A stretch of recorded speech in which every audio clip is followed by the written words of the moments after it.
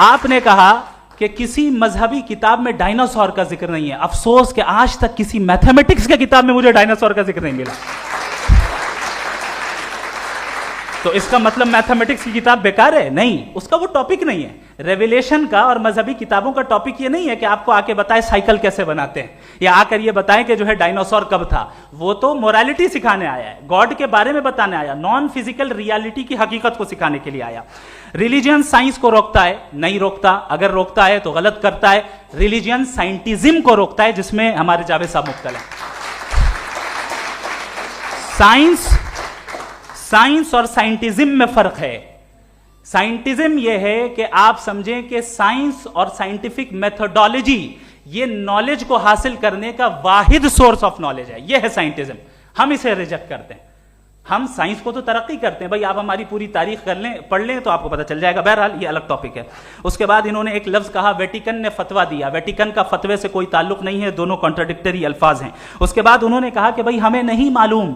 अगर नहीं मालूम तो क्लियरली कह देना कि नहीं मालूम है, इसमें क्या हरज है? तो वही तो मैं कह रहा हूं ना कि आप कह दें कि नहीं मालूम, लेकिन क्लेम क्यों कर रहे हैं कि गॉड एग्जिस्ट नहीं कर रहा है?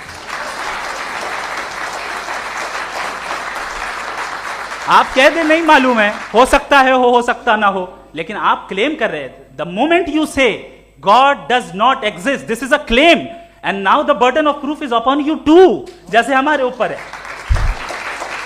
और क्यों है मैं बताता हूं, क्यों है ये भी मैं बताता हूं। फिलोसॉफिकली जो क्लेम होता है ना, सिर्फ ये नहीं होता कि इंसान कहे पॉजिटिव क्लेम करे और नेगेटिव क्लेम करे तो बर्डन ऑफ प्रूफ नहीं है। आप मिसाल के तौर पे मैं कहूं कि फुला उस कमरे में कोई नहीं है, मैंने एक नॉलेज का क्लेम किया है। उस कमरे में कोई नहीं है, मैंने एक नॉलेज का क्लेम किया। या तो मैं कहूं मुझे नहीं पता, हो भी सकता है नहीं भी हो सकता है, this is not a claim. लेकिन जब मैं कह रहा हूं कि वहां कोई नहीं है, या मैं कह रहा हूं वहां कोई है, दोनों क्लेम है और दोनों के ऊपर बर्डन ऑफ प्रूफ है। हमारे ऊपर भी बर्डन ऑफ प्रूफ है। मैंने कंटिजेंसी आर्ग्यूमेंट दिया, इसे तोड़कर दिखाइए। आखिरी चीज, इन्होंने कहा कि खुदा दुनिया बनाने से पहले 150 साल पहले या करोड़ों साल पहले क्या कर रहा था। अरे हजरत, चलें बहरहाल मैं जवाब दे देता हूं। आप हमारे रिस्पेक्टेड पर्सनालिटी हैं, अगर आप नहीं होते तो मैं इसे एंटरटेन ही नहीं करता। टाइम, ये 100 साल पहले या 100 साल बाद, पहले बाद में अभी, ये वो अल्फाज हैं जिनका ताल्लुक टाइम से है। टाइम शुरू ही हुआ है यूनिवर्स की बिगिनिंग के बाद, तो उसके पहले खुदा क्या कर रहा था? सवाल इलॉजिकल है, ये फेलेसी है। यानी आप ये कह रहे हैं कि यूनिवर्स के बनने से पहले खुदा क्या कर रहा था? टाइम के बनने से पहले, पहले का ताल्लुक टाइम से, टाइम उस वक्त था ही नहीं, तो ये सवाल ही इनवैलिड है खुदा के ताल्लुक से। दूसरी चीज, आर्ग्यूमेंट ऑफ कंटिजेंसी जो मैंने आपके सामने पेश की है, आपने बार बार ये प्रूफ किया और ये कह रहे हैं कि गॉड ऑफ गैप्स। देखिए, पहले नहीं मालूम था, साइंस ने कर दिया। सिंपल की मिसाल से मैं समझा देता हूं। जिस गैप्स की आप बात कर रहे हैं ना, साइंस उन गैप्स को जिन चीज के जरिए भी प्रूव करेगा वो कॉन्टिजेंट ही होगा। अब चाहे वो फोर्स हो, मैटर हो या एनर्जी हो। लिहाजा सवाल हमारा उस वक्त भी वैलिड होगा जब तक कि आप नेसेसरी बीइंग पे ना आ जाएं, और इन्फिनिट रिग्रेस पॉसिबल नहीं है of causes in practical world, तो जाहिर है कहीं रुकना पड़ेगा। जहां रुकेंगे वही खुदा है। दूसरी चीज, आपने ये कहा, क्या कह रहा था मैं, किस पॉइंट को? What? Oh no, after that. Just now. हाँ, जहां रुकेंगे वही खुदा है। बहरहाल, तो टाइम का जिक्र हो गया, गॉड ऑफ गैप, सॉरी, या इसकी एक मिसाल आप ले लें।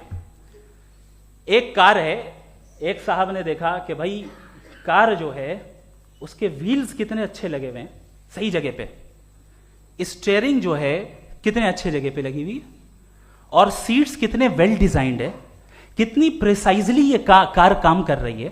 तो जरूर कोई ना कोई इसे क्रिएट किया है, किसी ने क्रिएट किया है। अब जावेद साहब आए और कहे, अरे जनाब बोनेट खोलिए, इसमें इंजन है, इंजन इस कार को चला रहा है, hence prove no one has created the car. This is illogical, this is irrational. आपने इंजन के जरिए उस गैप को तो साबित किया, लेकिन क्या उससे कार की जो क्रिएशन है और उसका जो क्रिएटर है ये इम्पॉसिबल हो जाए? ऐसा पॉसिबल है?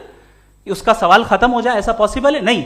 आपने गैप्स को फिल करके, कॉन्टिंजेंट चीजों से गैप्स को फिल करके हमारे ऑब्जर्वेशन को और ब्रॉड कर दिया। अब हमें और पता चल गया कि ये जो कार है इसका सिस्टम कितना ज्यादा कॉम्प्लेक्स है। पहले कम समझते थे, अब कॉम्प्लेक्सिटी और ज्यादा वाजे हो गई। अब हमें समझ में आ रहा है कि हमारी सर्टेनिटी और बढ़ गई कि जरूर इस कार को किसी ना किसी ने बनाया। यही मामला यूनिवर्स का है। साइंस हमेशा फिजिकल वर्ल्ड की चीजों को ही फिल करती जाएगी और फिजिकल चीजों से ही करती जाएगी, क्योंकि एम्पेरिकल एविडेंस का ताल्लुक फिजिकल वर्ल्ड से है। आप साइंस के जरिए मेटाफिजिकल रियलिटी को कभी साबित नहीं कर सकते। ये रॉन्ग टूल का इस्तेमाल करना है। ये वही काम है कि आप मेटल डिटेक्टर से प्लास्टिक डिटेक्टर करने चलें, जो कि जाहिर है सही नहीं है। Thank you.